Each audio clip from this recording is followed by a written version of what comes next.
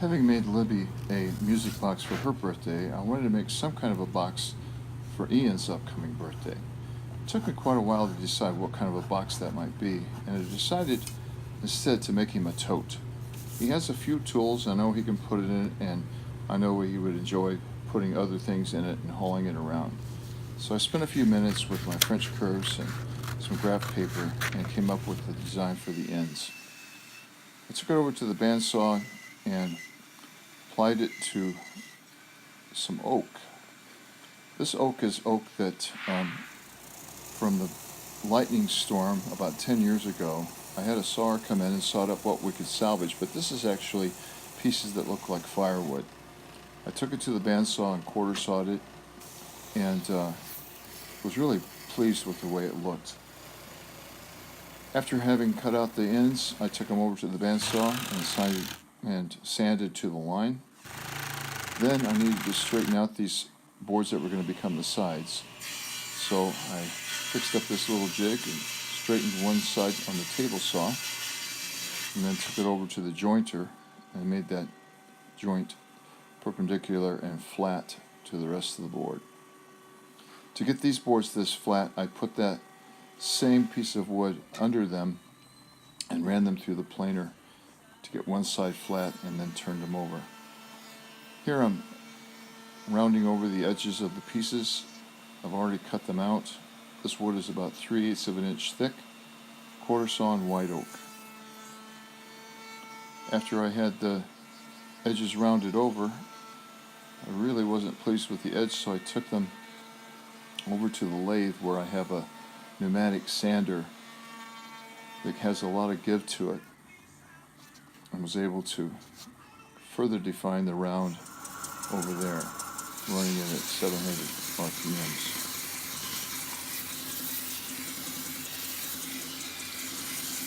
It's about a 120 grit sandpaper.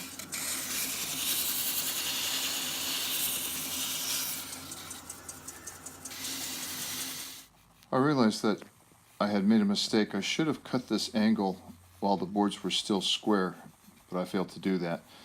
So I scribed a little line down one edge that matched what I thought would be the angle for the sides, and it just took a few strokes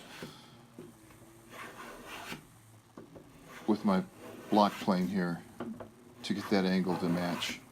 It was actually easier than trying to redo the whole thing or set up some kind of a thing to fix it with. Here I am setting the angle because I needed to put the bottom, and I decided to put the bottom in the box, proud of the bottom, so it's not flat on the ground.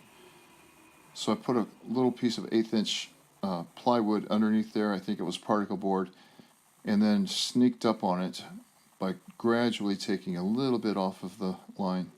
I temporarily put the ends on and the sides together here with just some sheetrock screws. Having pre-drilled the holes first, I didn't want to take any chances of this splitting. So after a few trials and error,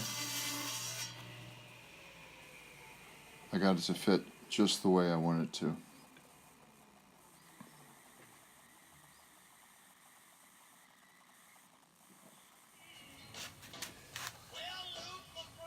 I wanted to put this together with pegs, so I set up this thing to measure where I needed to drill it. That's the same thickness and the same plane as where the bottom is. I put my hand inside just in case I could feel it coming through, and I didn't, so I kept drilling it a little bit deeper. Here you can see I've already pegged the ends,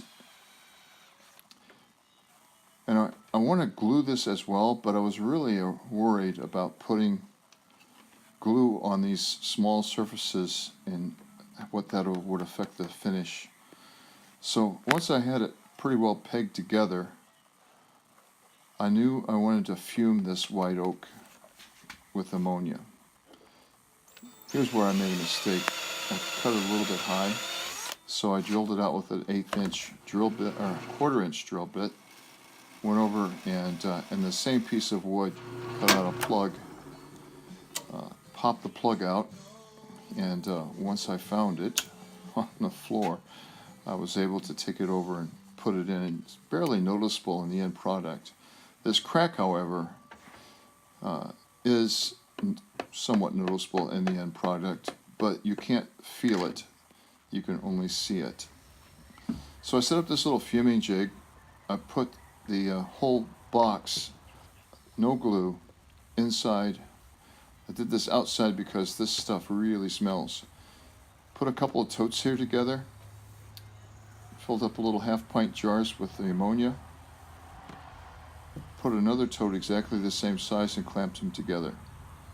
I left it in the tote for about 24 hours.